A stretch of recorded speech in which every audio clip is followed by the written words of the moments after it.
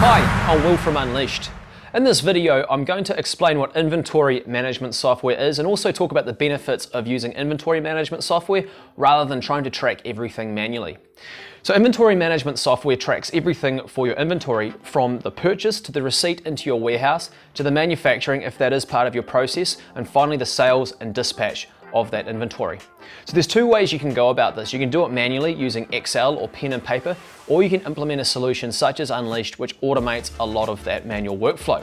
So some of the key benefits of using the inventory management software such as Unleashed is the automation of that whole workflow. So if you're manually creating purchase orders and you're manually creating your sales invoices, you need to manually transfer that through to your accounting system, and running reports can be very convoluted because the information is sitting in all these different places.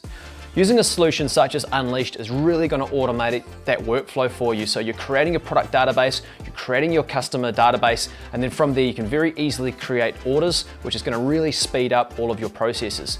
Also, the benefit of using something like Unleashed is that you'll be able to run some very detailed reports so you can know what profit margins you're making on certain customers and also what margins you're making on certain products, giving you a lot better visibility into the performance of your business.